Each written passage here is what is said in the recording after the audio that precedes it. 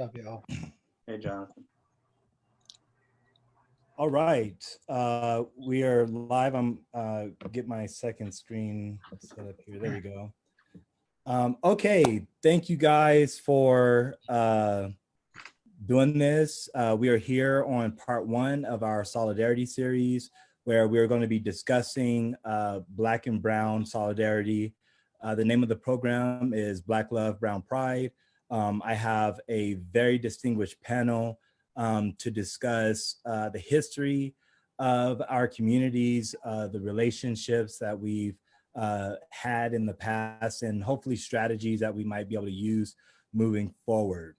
That being said, I just kind of want to give a little bit background of why I think, and actually why I started the Solidarity series with the Black Brown program. I can't remember the last time I was called a nigger by a white person, but I can remember the last time I was called a nigger by a Latino. Okay, it was just last year. And the time before that was earlier last year. And the time before that was just the year before. Okay, so I work in domestic violence, and I have a general understanding that hurt people.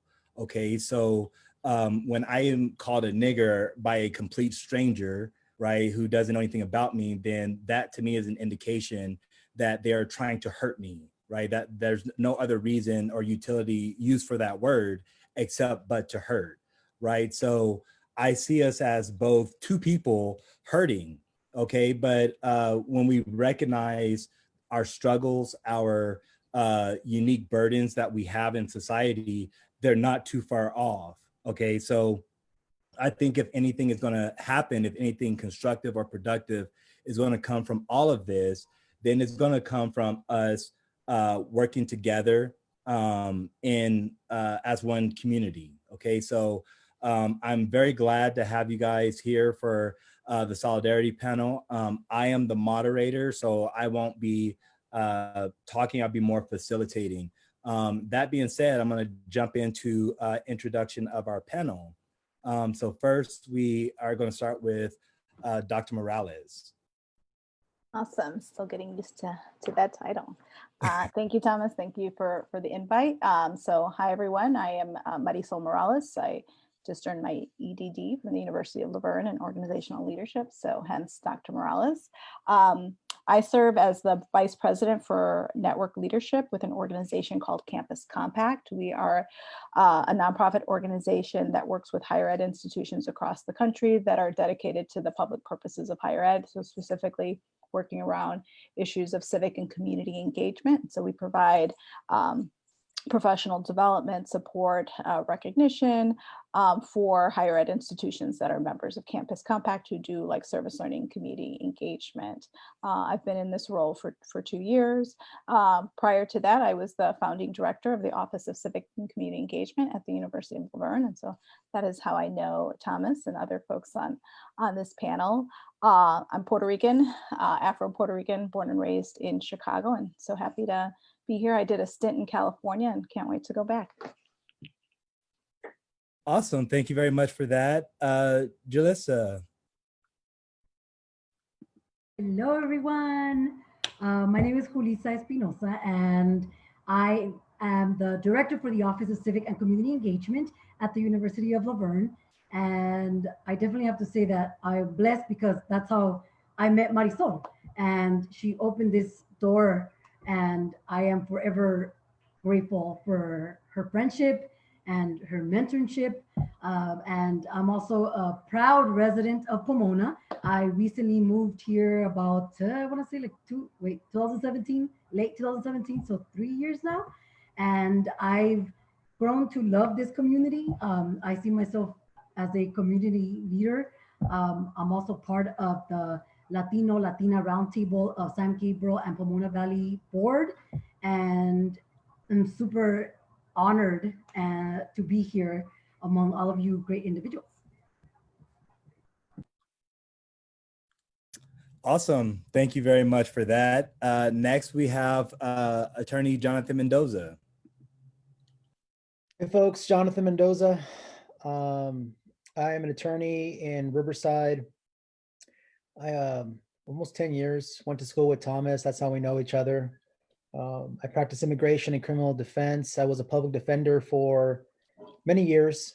And then I decided to open up in order to, branch out and do my own thing. So I'm here from the Inland Empire. This is where I grew up. This is my home. And happy to be here. About it. Thank you very much. Mr. Adrian Greer. Hey, y'all. Yeah, honored and excited to be here and have this conversation that I think is so relevant. A couple things about me. I wear a few hats. So I'm the founder and executive director of a youth mentorship organization in the city of Azusa called My Third Place. In addition to that, I am a pastor here in the city of Azusa as well. And I also serve on the school board here in Azusa. So wear a few different hats, doing different things, advocating for the Black and brown and more people in our communities. Fantastic. Mr. TJ Campbell. Hey, Thomas, thanks for having me. My name's TJ Campbell. I'm a resident of the city of West Covina. Was raised in West Covina. I'm currently the president of the San Gabriel Valley branch of the NAACP. I have extensive history in community development from the LA and Riverside, San Bernardino County areas. I'm also an insurance broker by trade, so I deal with financial literacy and economics. And I'm also in a biracial relationship, and I have a daughter who is Hispanic as well as Black. So I think I bring an intricate or a unique perspective to all these viewpoints, and I'm excited to be here and see how I can contribute and learn something new. So thank you for having me. Awesome. Thank you. Tyler. Hi, Thomas. Hey, girl. Sorry I'm late. Here's my face. Oh, it's okay. We're doing introductions. So we're live on Facebook. Okay, I was trying to figure out the Facebook thing, and I'm actually terrible at Facebook. Didn't recognize that. Oh, okay. But Yeah, the Hi, Social I'm Tyler. Project page.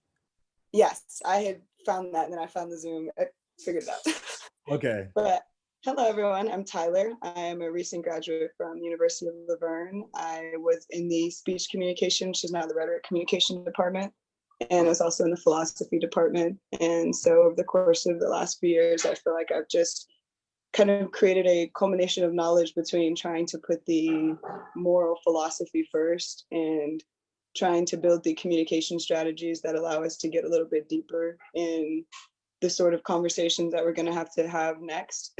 And I think in this conversation, it's very important to be talking about how cultures interact with one another. And we haven't had a lot of time to document how Black and brown cultures have interacted with each other and helped each other grow in some ways and kept each other from growing in other ways. And so I really want to be a part of a dialogue that's going to promote us growing together going forward. Awesome. And then last but certainly not least, unless our last person comes after his introduction, is Dr. Rees. Hey everyone, Rob. I'm currently the chair of the Rhetoric and Communication Studies Department at the University of Laverne. I was fortunate enough to instruct Tyler and a friend of Thomas for a long time, friend of many of these on the screen. I currently live in Covina right now. I grew up in Boyle Heights in East Los Angeles and still have a residency back there, so I'm there quite often. So happy to be a part of this and contribute whatever I can bring to the table. Fantastic. So why don't we go ahead and dive right in? What are some historical events that define your current community? So we have quite a spread of communities that are represented, right? So what are some things that you consider intricate or integral to how you define or how we define ourselves as a community?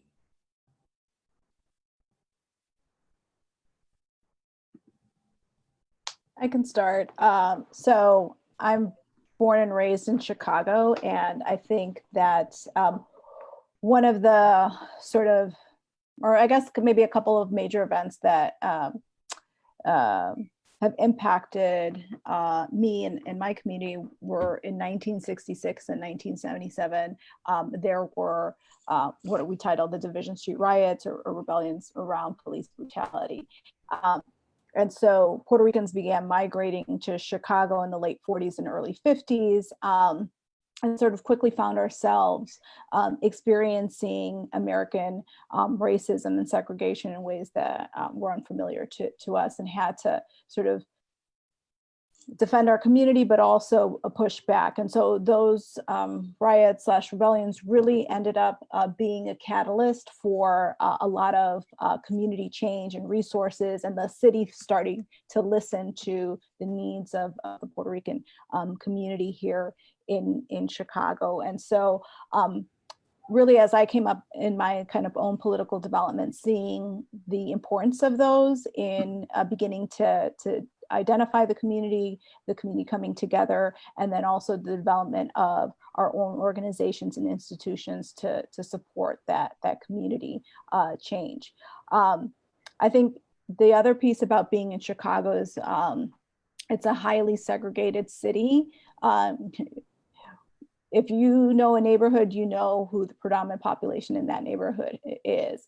And so thinking about how that defines race relations here, interactions between different groups, but it's also a very working class city. And so in some ways there's a respect of boundaries, but there's an also like, what are you doing here?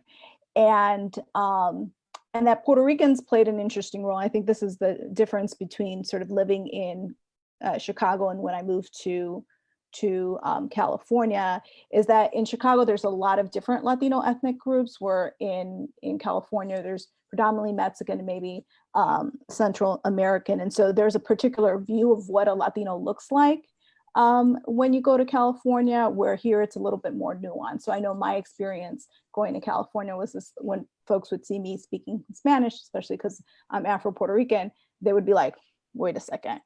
And so having to kind of explain the dynamic of race, even within the Latino context, is something that I've personally experienced, and has also been, I think, what has sort of been a piece that, you know, Puerto Ricans have found themselves in the middle, I think, between African-American communities here in Chicago and the Mexican community, and sort of straddling both in different ways.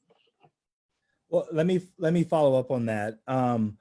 You do have a unique relationship with race. Okay, so what type of how has that shaped the way that you see both races? So I'll give this context. So my mother is, so both my parents are Puerto Rican, but my mother and her side of the family is much more like Afro-Puerto Rican, and they were from the San Juan metropolitan area. My father's side is is basically fair-skinned Puerto Rican, and from the south of Puerto Rico, more mountain area that tended to be more indigenous and sort of European in settlement. And so for me, I was raised with my father's side. So, you know, they loved me. We were Puerto Rican. It wasn't sort of in that, but it was also like my grandmother didn't know how to do my hair. Every time, you know, I didn't realize this till later on, but like when she would comb my hair and I would have like tangles, they would be King Kongs. That's what she would say. She was taking up my King Kongs, right? And so all of this kind of very racialized sort of stuff that I didn't really, it didn't make sense to me. It was my grandmother. She loved me. She did, right? I was the first grandchild, but like later on reflecting on that. On my mom's side, which I didn't spend as much time with, and my grandmother was darker skin, you know, she would be like, well, you don't love me because I'm your Black grandmother. And it was just like, no,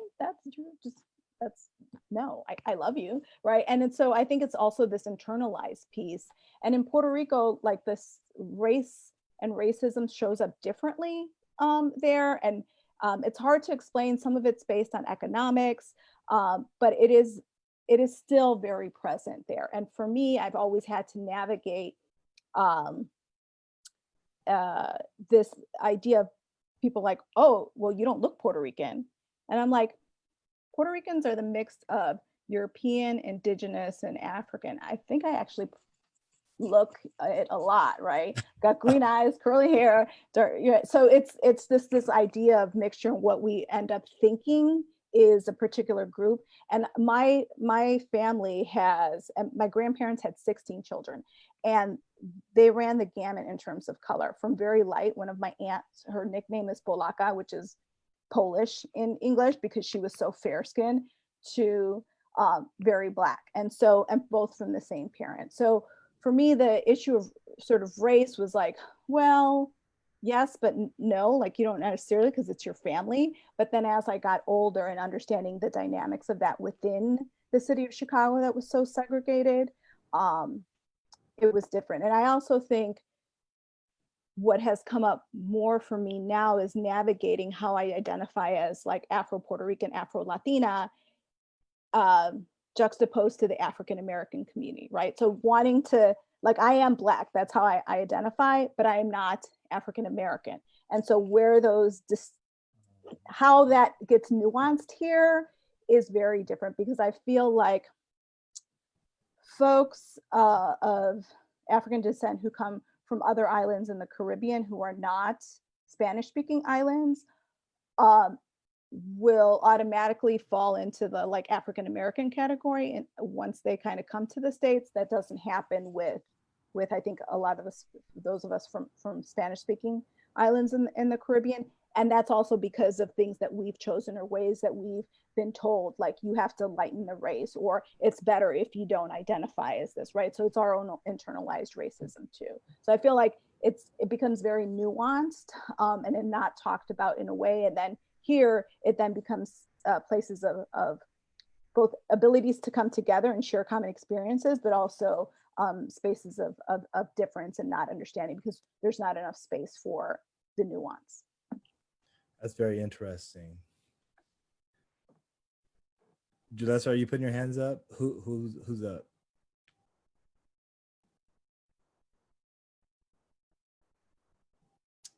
TJ, how about you, buddy? Actually, the thing that I found interesting in what she was saying is the issue with being able to identify yourself even within her own culture, because colorism plays a factor. In my opinion, I think that like you talked about having trauma and being called nigger by a Latino person is kind of an act of two people going through trauma. You know what I mean? Like, I think we're all affected by colonization. And I think colorism is one of those factors that plays out. And I've been to Chicago. Luckily I've been able to experience other communities and see how they interact, right? And being from California, we're so culturally diverse in California, where you do get a level of interaction with all different type of ethnic backgrounds, compared to when you go to other places like the Midwest, like Chicago. I went to college in Mississippi, so you get to see that level of segregation.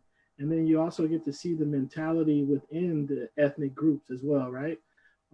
And how they interact actually helps to create a level of discourse between the other ethnic groups, right? It's like, how can we treat you well if you guys don't treat each other well? It's just another way to dismiss your validity, And Marisol, please don't get, I apologize if I'm misinterpreting that, but I think that's what you're saying as far as how it played out with your different grandmothers, how it plays out differently culturally and through your experience in Chicago. I have that same experience here. Like, for example, when I was young, my mom is very fair skinned. She's a Black woman, very fair skinned. My aunt used to always tease me, who's a little darker skinned than my mom. Of course, she's the most fair in her family as far as her siblings go. She would always tease me when I was little and call me a half breed. my father is darker skinned than my mom. They're both Black African Americans. So, but because I was really yellow as a kid, that and that bothered me, and I think she meant it to be derogatory at the same time. Um, and then I think also it's just a way it plays out in the culture, as all of these things are used to define and compartmentalize us in different fashions. And actually, what it does is separate us at the end of the day, because you can't be both, right? If I'm something that you don't agree with, and that's the reason why you're calling me nigger or half breed, then that's something that you have a negative connotation with, and you identify with me as something negative. So, what do you think my response to that will be? You know what I'm saying? And then if you look at that culturally, that circumstance plays out in all cultures, where colorism is a big deal as well, as far as how we identify ourselves, right? And so then, and I'll shut up after this. If we struggle to identify ourselves as who we truly are within our own culture and loved ones, how can we then take a stance to represent ourselves as a particular culture or ethnic background to other people? So I think that fight for identity and true understanding of who you are plays out in so many different ways, and that's what I add to that.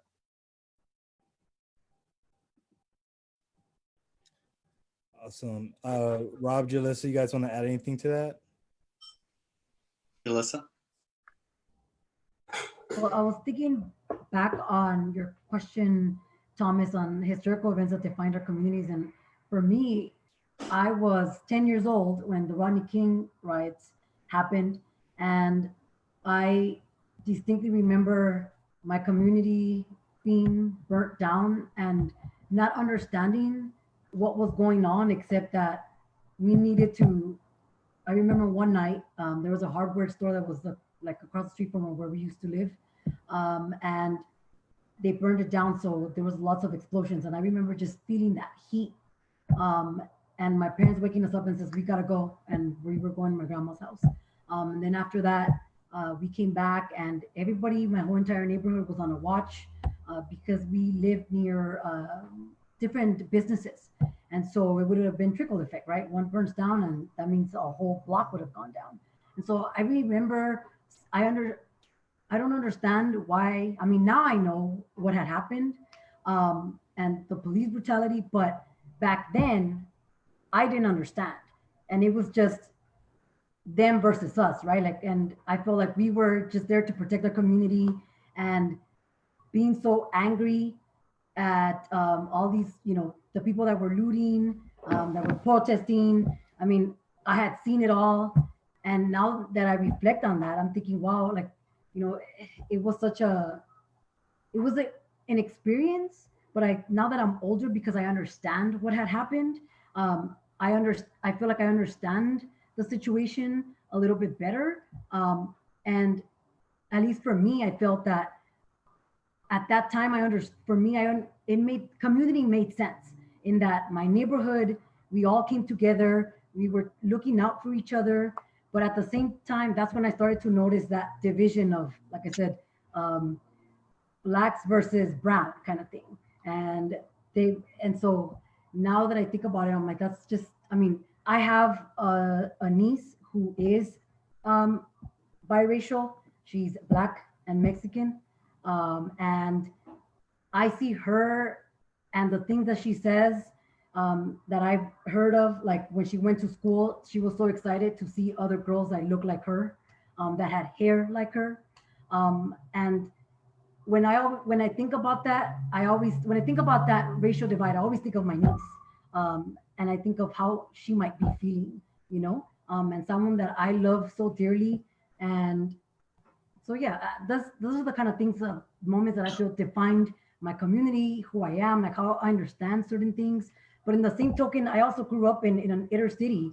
I went to a Catholic school, and all of my classmates were people of color, I mean, I always talk about my 8th grade teacher, Mr. Chappelle, who taught me everything I know about Black history, who taught me to appreciate oldies, who instilled in all of us that we needed to go to college, right? And I know that the most of my classmates, I would say the majority of us, we went to college. And the fact that he believed in us and that he saw something in us and all of these kids of color, like I always talk about Mr. Chappelle, and I know that he was hard on us, but I think it was for a reason, just to be resilient and to believe in ourselves and to respect each other, that it didn't matter the color of our skin, that we were all smart and had something to share and had something up here and in here. And so that's what, that's how that was my upbringing, so some of your questions, I was like, there were lots of food for thought. Yeah, and you actually like, I want to just move on, but I'm not going to yet, because you got into some good stuff that we want to unpackage later. Tyler, you got something? Yes, I do. And I think all of my things kind of touch on some of the things that were shared prior to this. Your question about historical events that defined my current community, I immediately thought of the riots that I wasn't even alive for. I was born in '97, and so none of the riots I was actually here for, but they've all defined my current community in such ways because I do believe that I have been called to be a leader in the new movement and to be a part of like aiding communities and advocating for themselves. And so I do think that something that I've been, just immersing myself in learning to try to understand the historical context of what got us here and what has gotten us here in other points in time. I think that in learning about the Los Angeles riots in like a chronological way, I really do think that it's very important that the Black and Brown community has a lot of open dialogue right now, because I do see a lot of parallels in the anger and angst between the Black and Brown community in the same capacity that it was for the Black and Korean community. So the same exact like injustice, or almost like, I would say, a silencing that took place when like in the recent years between Black and Brown communities is exactly how Black people felt in like 65 and in the riots in 90, because of the 16-year-old girl that was shot in the back of the head by a Korean store owner. And the Korean store owner was sentenced to community service by a white judge. And so I feel like during the riots, Black people felt like they had to get back at the Korean community. And I think that after that, there were a lot of Korean people, though, that saw that the outcry was for the injustice and it wasn't against their community in itself.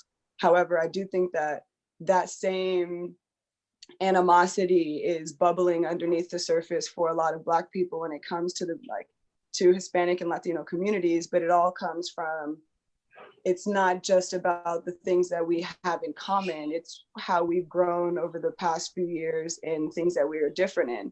And so something that I really do believe is a core foundation for the Hispanic community is mandatory Spanish classes that are nationwide.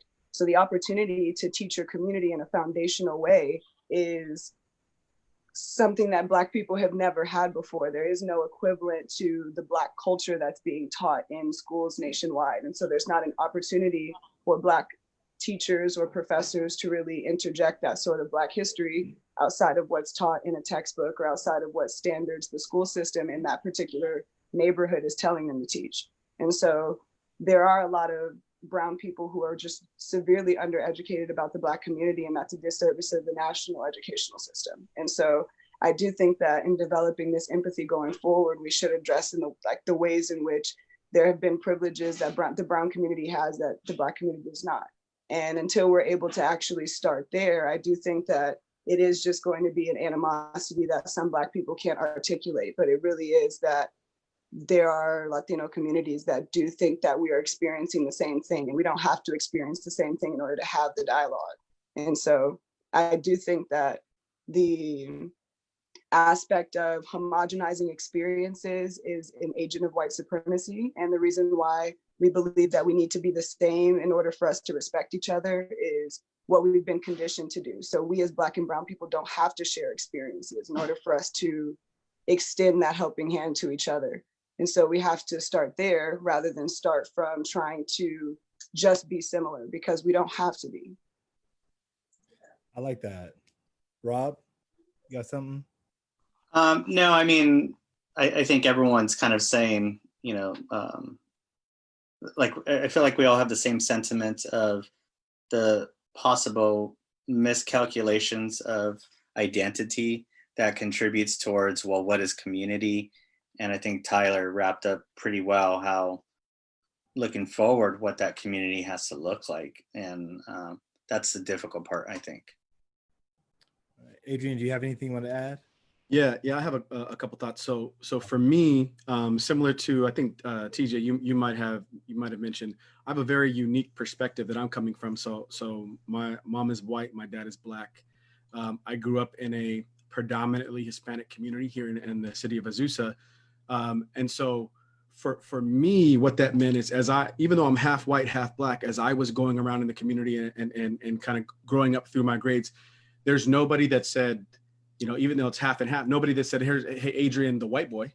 I was clearly identified as one of the very few, black students in my classes from, all the way through my entire, K-12 educational experience. So that was significant in how I identified it. And then also growing up, all of my friends, all of my the best friends that I had growing up were primarily Mexican. And so then even being immersed in the Mexican culture and falling in love with Mexican culture, whether it's traditions or holidays or food or the language, all of it. So that's a piece. Another thing, though, that I think, what are some of the historical events in my community? Again, I'm in the city of Azusa, which is the LA area, Eastern San Gabriel Valley, LA area. And at the time when I was in junior high and high school, Azusa had the highest concentration of racially motivated hate crimes in the San Gabriel Valley. And what that was really about was there were gangs here in town, and again, it being a primarily Hispanic community meant that there certainly was a higher concentration and presence there. And so me as a black male and other black males definitely experienced some hardships as a result of that. And then I think that there are other whether it was as a means of solidarity or fighting back, then there's other black males and blacks in general that kind of joined together and joined their own gangs and kind of fought back, and it just kind of created this back and forth. And I suppose when I think about that, I have to realize that a lot of that births out of like a prison system. And some of the prison politics that exists, and how those politics that exist in prison then kind of bleed out into the streets, and govern some of that street code and street conduct. And so yeah, it's very complex. I still living in Azusa. I don't see some of the same kind of blatant back and forth of this side or that side, but it's still, there are layers and it's very complex. That's very interesting. Actually, and that I think takes us to the next question, which is, what were you taught about race growing up? Actually, well, why don't we combine a couple questions?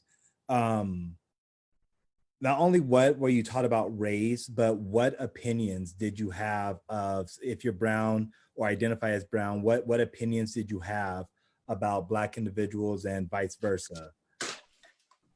Well, I'll start.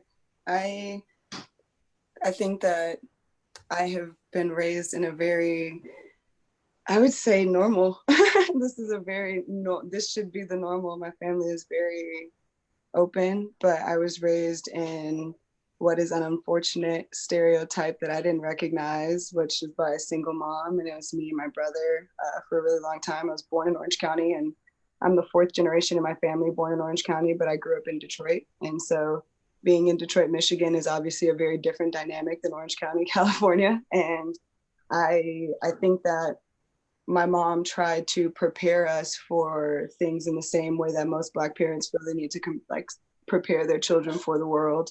And so when I was 4, I went to Montgomery, and I traveled in a few different places down south with my mom. And so I was able to visit Martin Luther King's old church and his home and his museum and all of these different things. And I've been on Underground Railroad tours in Detroit. And so I've done all of these really immersive things when I was very, very young. But I recognized when I was 4 years old that the civil rights movement was what it was. And I was able to grasp that concept because my mom felt like that was foundational for me to understand the other things that she was going to have to tell me for the years to come. And so that was extremely shocking to me. And that was the first time that I had ever felt Black. And I think that feeling Black and knowing you're Black and being Black, all of those things are very different. And I think that Black people are on different stages of that development consciously. And so growing up, I was taught that I was Black in a sense, but I think that my mom just tried to guide me through the feelings of being Black. And I grew up in predominantly Hispanic neighborhoods when I lived in California. In Detroit, obviously, I lived in predominantly Black neighborhoods. You don't see as many Hispanic people, but there were still like a mix of cultures.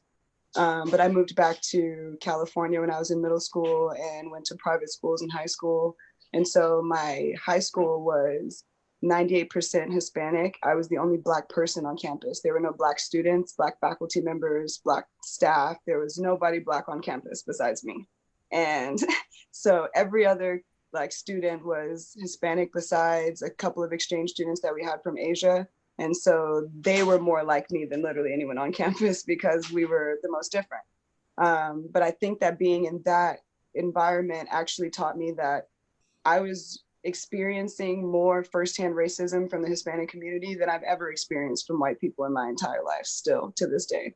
And I think that the level of comfortability through is something that lets you know that it happens within people's household, and it's a common language type of thing where being colorist or anti-Black even amongst their own family members is something that is really common. And so I think for me, being the only Black person as a defense mechanism, I didn't stir too much, but at the same time, this just kind of meant that I couldn't have friends. But I think that I developed an immense amount of empathy for Hispanic people because I understood that I was doing more work for myself and learning my own culture than they were doing at that time. And so I once again think that it's back to education. And so I learned about race in my home, whereas they're learning about their own race in their home maybe, but they're not learning about a lot of other people's races. And so it benefits Black people to not have a solidified sense of culture, because for us it's very easy to be very open and we experience a lot of other people once we're exposed to it. And most of the time I feel like for the Black community, the times where you aren't tolerant or you don't know a lot about race, it's to do with geographical location or limitation to access to other cultures. But once you place Black people amongst other cultures, for the most part, we get along with everyone. And so I've always been the kid I grew up literally speaking Spanish because I taught myself by playing with kids who were non-native English speakers. And so everything is about access, but I definitely do believe that being Black teaches you to be more empathetic and forces you to be more open to learning about other cultures.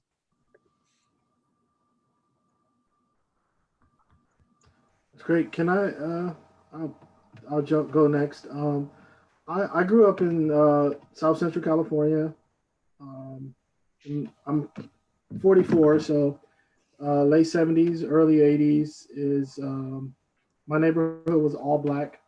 My block was all Black except for we had a Mexican family lived on the corner. My schooling experience is different from LA, and then I moved to West Covina for my high school years. But in LA, my experience was really all Black families and Hispanic families that lived in my neighborhood. And I think familiarity is a big piece on how you actually communicate, right? Because in my neighborhood, I was actually able to go into Mexican families' homes, like in homes, and have dinner and play with the kids and get to know the families. And I also believe that sense of community was better or more prevalent in the 80s than it is now in 2020, right? So those things are not a big deal. Hey, your friend's over and dinner time? Hey, little Johnny gets to eat as well. I don't see that happen as much, but that is what defined my cultural experience very early, because I've always, even though I grew up in a predominantly Black neighborhood, I've always had Hispanic friends. I've always had Mexican friends. I always went to school with them. I've always had some level of connectivity to their family and their cultural experience, and so not knowing what I should think about it because I was a kid, it allowed me, and I think now I'm still the same way. I never went into it with a bias. You know, it was just always something that is very familiar to me.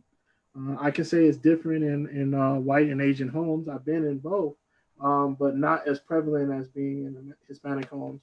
Um, my girlfriend is Hispanic, so I go to all the family gatherings. I've just been immersed in the culture for so long that I see both sides, you know, and I'm so much, and that's why I go back to that level of familiarity, right?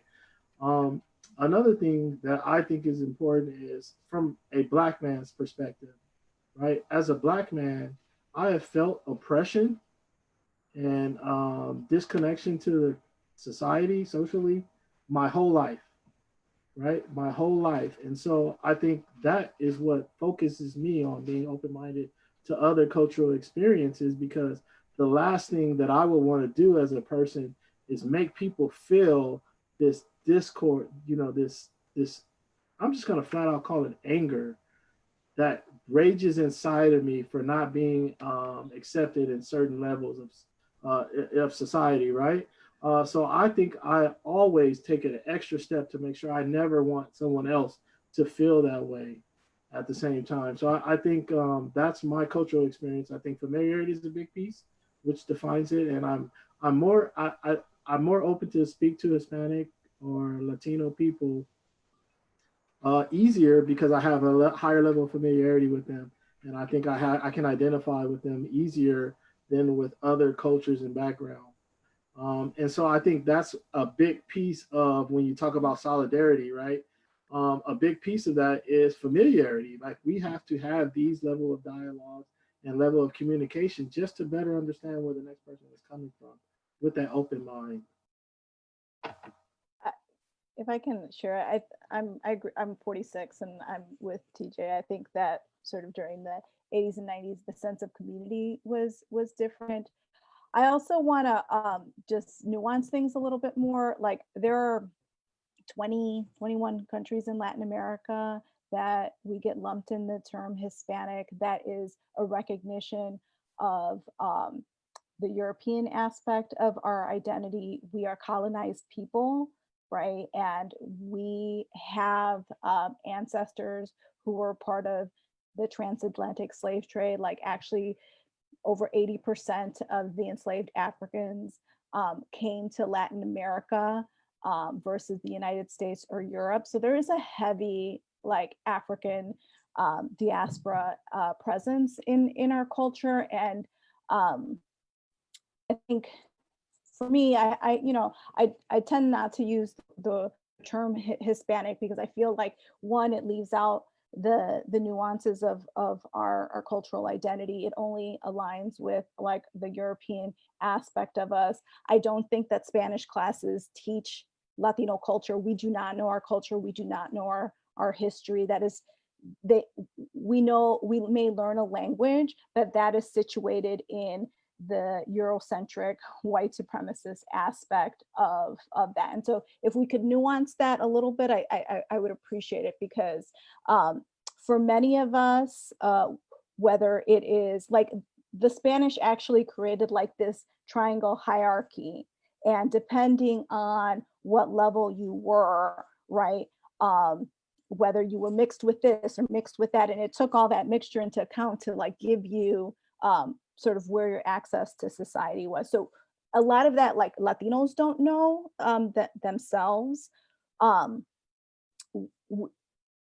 we learn the code within the United States of who's where? Absolutely, because that code is like actually embedded in the way Latin America has been set up itself. Indigenous populations in Latin America have been pretty much obliterated or under attack, and continue to be, much like here in the United States. The Native community has. And so there's a lot of nuances in being Latino that I don't think that like we actually talk about in that. And even within the Latino community, the fact that I get questioned as like, well, why are you speaking Spanish, or what, you know, because in California, like it didn't register that I was Latino to them. Like they had to, oh yeah, Puerto Rico has this, you know, or whatever. So I think that there's that. I know when I grew up, So I grew up in one of the most diverse communities in Chicago, in West Rogers Park. It was diverse, except there was no African American community there. There was some close by in a suburb, Evanston, but where I went to school. But we had I went to school with Czechoslovakians, Irish, Assyrians, Mexicans, Colombians. Like, it was a lot of different ethnic groups, and Indian. And I went to a Catholic school, and so it was also mixed too. And this particular Catholic school had Hindu students and Catholic students, but we were in a Jewish Indian neighborhood. So it's a very odd piece, reality in Chicago. It wasn't until high school that I actually went to school with actually more Latinos. I maybe had two or three in the class I went, and African American students, and even not that many. I didn't have actually my first Latino teacher until I was a senior in high school, and I didn't have my first Black faculty member until I was in college, and that was one, right? And it wasn't until I got to college that I actually learned about Puerto Rican history and culture, right? I didn't that was nothing part of my growing up. And so again, in Chicago, all of these neighborhood dynamics and who occupied what. When my family first moved to Chicago, they moved to a predominantly African American neighborhood. There was maybe a 2-block strip that had a bunch of Puerto Ricans on it. And my dad would tell me stories of going to school and getting beat up along the way, or having all these fights between the Puerto Ricans and the Blacks because the Puerto Ricans were coming into the Black neighborhood, right? This is a dynamic in Chicago as well. And so, or if we moved into a Polish neighborhood, we were getting our asses beat by the Polish people, right? So this is where also the gang piece developed in Chicago as these sort of ways to protect the community. So I think we're all subjected to the way that white supremacy and racialization happens here. And again, back to that piece of familiarity, once folks start understanding, and there've been long tensions between Mexicans and Puerto Ricans in Chicago. In high school, God forbid you call me a Mexican, those were fighting words, right? I mean, it is different now. There's been a lot more we're coming together. And I think that that's also beginning to happen with the Black community here. I had, boyfriends who would say, oh, you live here? I'm not going to that neighborhood. Puerto Ricans are crazy. They're gonna, so there's all of this stuff that I think, depending on where you're at, overlays itself in very nuanced ways. That's just all about how do we create division? Because if we actually allowed space for people to come together, they would do things differently.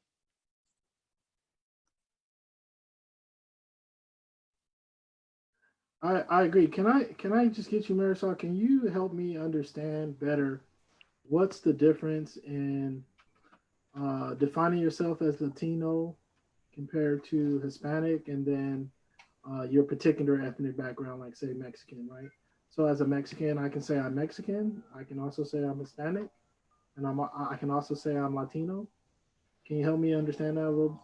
Yeah, so the term Hispanic came up actually through the U.S. government in the 1970s as they were developing categories for census and ways to identify themselves. So Latinos actually don't have when it comes to the race thing, we actually have a choice in terms of race, right? So we can pick white, Black, whatever, Asian, but Asian has all these all ethnic categories. But then there is a separate category for Hispanic, and then you get to pick the ethnic group there, which is very problematic in its own way, and it causes a lot of confusion. And that's why Latinos tend to check off white on the census versus Black or other things like that. I mean, maybe if there was a brown category, we would go in there, but there's not. And then, so that term Hispanic was developed by the US government to kind of categorize us. The preference for Latino, or now Latinx, which is more gender neutral, is that it at least recognizes Latin America, right? It's the Latin parts of Latin America.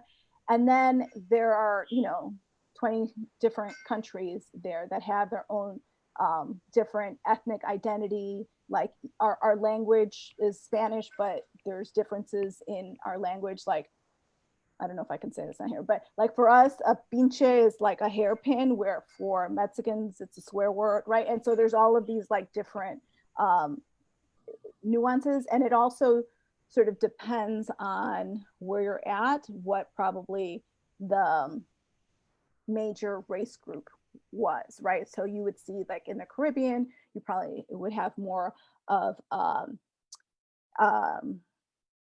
African influence, where there's some places in Central America and Mexico that you'd have more of an indigenous, unless it's on the coast, because those were slave trading posts that tended to have more than African influence. So it's very like nuanced, and it also depends on the region you're in. Like in Mexico, it depends on the region, right? Even how you talk, the tone of your language, what words you use, which indigenous group was connected to it.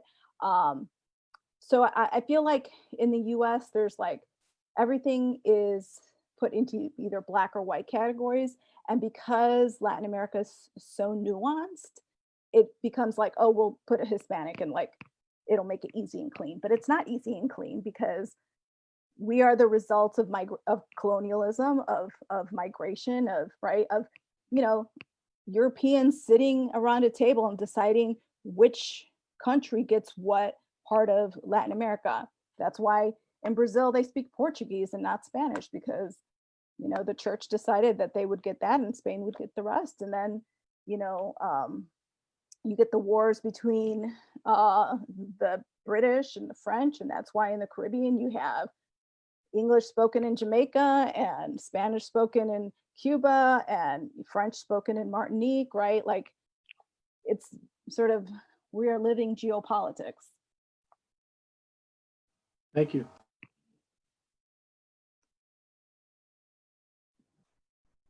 Thomas, your original question again was? It's a conjoined question. One, what did you grow up thinking about race? And two, if you're brown, what did you grow up thinking about the black race, and vice versa? Yeah, I'm curious to see Jonathan actually follow me on this, to see some similarities here, because I was talking to you about this earlier, Thomas. Again, I grew up late 70s, early 80s, and at that time the PC train was not a thing. Even educated PC individuals, the movies you saw. So I grew up, with a father who constantly told racist jokes. My mother did not like it. I'm going to have stand up for her. But under a power authority, we were taught to respect our elders, right? But there was a divide growing up for me between Black and Hispanic, Latinx, Mexicans. My father grew up in Aliso Village, the projects in Los Angeles. And I one time asked my mom, why does my dad have no problem telling so many Black jokes? Why do I know so many Black jokes? And, why does he have this racial tendency? And he would come home. She said he would come home in the projects every day. There was a Black kid named Junebug who would pull a knife on my dad and tell him, go get your mom's money out of her purse and give it to me. And he formed this hatred of Junebug, and that's how he associated Black people. And as much as, in person, he would respect them because he was out there coaching me and, being involved in the community, I still felt there was a divide between Blacks and Hispanics and Mexicans, especially in East LA, where there weren't too many Blacks, if any. I'm surrounded by just Mexicans, thinking even so much if I was to meet Marisol at age 10, I would say, oh, she's Mexican, right? Because I associated that along with my father raising me, with very racist jokes. I thought it was okay. I thought there was a divide. I wasn't taught to say there's a struggle between both of you, your culture and your culture. and I wasn't around a lot of Black people until I was, way into my teens, even, because East Los Angeles, it has been gentrified as much as people want to say it is starting to become gentrified. So there was, at the same time, but growing up, with that culture was the gang culture, right? I was a kid when Colors came out. I was a kid when the Crips and the Bloods came out. Yet I grew up with the Mexican Mafia. We had Big Hazard. We had White Fence in our neighborhood. Those were Hispanic gangs. Those are Mexican gangs against each other, right? So to escape that bubble world of just growing up around your own culture, there was definitely a huge divide that I didn't understand about Black culture until, I learned about it, until I saw movies, and then I had to read about it to see if these movies were accurate and all that. So it was definitely growing up, it was definitely a divide in my family, and we weren't to associate with the Black community. And again, this is late 70s, early 80s. There wasn't that I don't think diversification yet. I think everything was very centralized and separated. Jonathan, I mean, you might have something similar. I don't know. Yeah, completely. And I guess now as an adult, it's shameful, but it's the reality that when you were going to school, it was the Mexicans would play with the Mexicans, the Black kids would play with the Black kids, and the white kids will play with the white kids. And it's similar to what Adrian was talking about in the prison system, right? Where everyone is separated. That's just how schools were as well. But I remember, unfortunately, growing up where, just family would tell me, oh, just make sure you date in your culture. Make sure you date a Mexican. Make sure you don't, and I remember this, make sure you don't date a Black girl, right? And so as a kid, you kind of just take it in, but don't really understand why they're saying this. But there's always been a complete divide between cultures. And the ironic part is now, as an adult, one of my best friends, or probably my best friend, is Thomas, who's Black. But I would have never thought that, because growing up, everyone separated, and that's just the way it was taught. And it was, your family would tell you, make sure that whoever you decide to date and get married with is a Mexican. It's very interesting though what Marisol was talking about, being Puerto Rican. I remember that too, where Mexican and Puerto Ricans were completely different, right? And so, in fact, I had a friend who was half Mexican, half Puerto Rican, but he would define himself as a Mexican because perhaps he just didn't want to have that, the African American part of his life and his identity. So that was actually very interesting. And now that I think in retrospect, that was happening. Like you had to identify yourself as one or the other. And I think also, I don't know, I'm interested in hearing like getting you guys' thoughts on this. Is Mexican culture is very prideful. We, brown pride, right? When you say that, for me, it's just thinking about Pancho Villa and all the historical figures from back in the day, the revolution. So I'm wondering if part of the segregation was because, you have the white population who is the dominant, right? The white privilege and all that.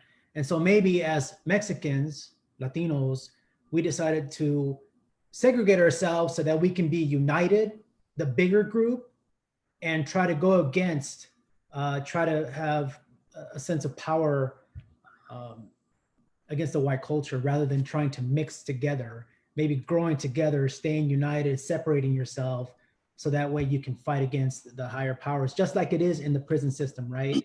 The Mexicans fight against the whites, and you don't necessarily mix between the two races to go up against a certain part of the prison system. So I completely agree with Rob. Unfortunately, it is very sad now that as an adult I think about it, but I remember family and friends making completely racist jokes and commentary, and it just never felt right to me.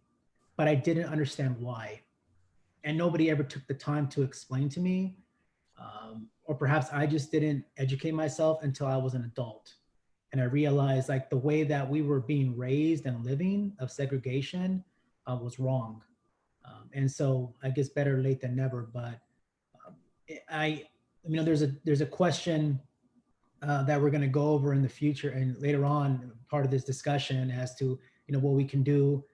I think that us as Mexicans and Latinos need to talk to our own people, right? If you have somebody from a different culture trying to tell you what's right and wrong, they're just not going to listen to you. But we'll get into that later on, I suppose.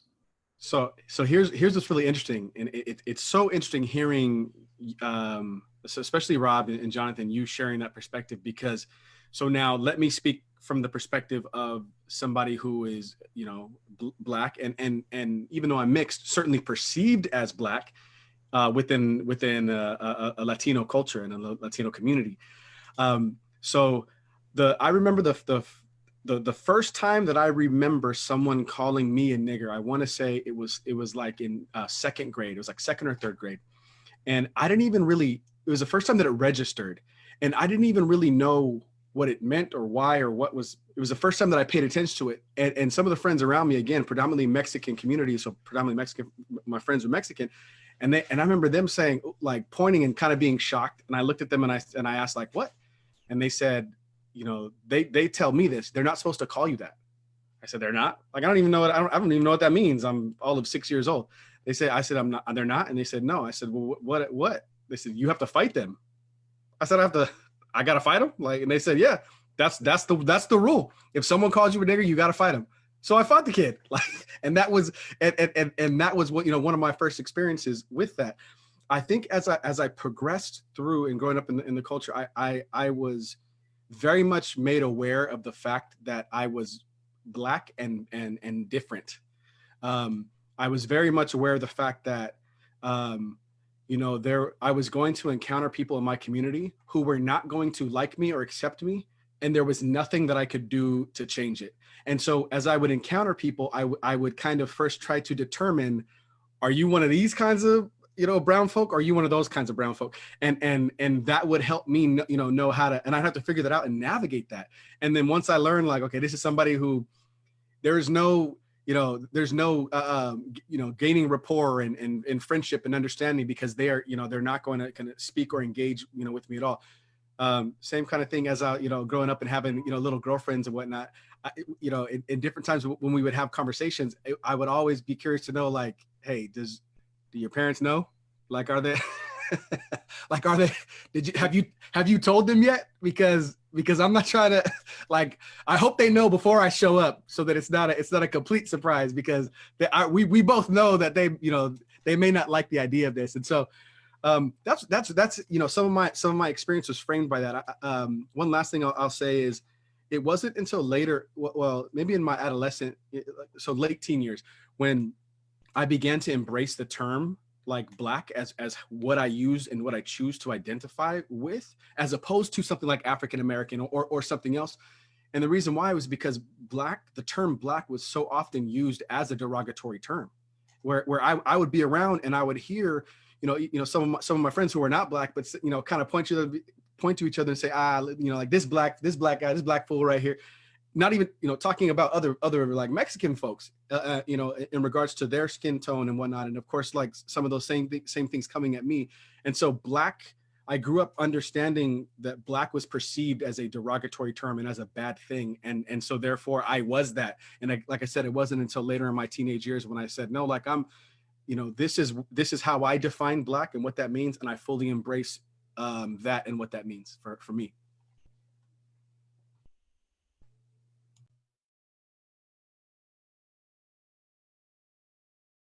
You're on mute. So. Thank you. So both Julissa and Tyler, you guys actually kind of gotten into this already. So I want to kind of reframe and ask a question. When I was in the second grade, I was actually jumped by my best friend who was Mexican at the time. Literally brought me into the bathroom, like, "Hey, I got something I need to tell you." I walked in and a bunch of sixth graders just jumped on me in the bathroom and they just beat me. And like that was obviously the end of that friendship. And so that caused me to think a particular way, especially about essays, right? If I saw essays, that was something that, I mean, a lot of times it was really on, sometimes. So what I'm hearing is a lot of times there are incidents that occur between and they're isolated incidents between individuals or events that shape the way that we perceive and view the other side.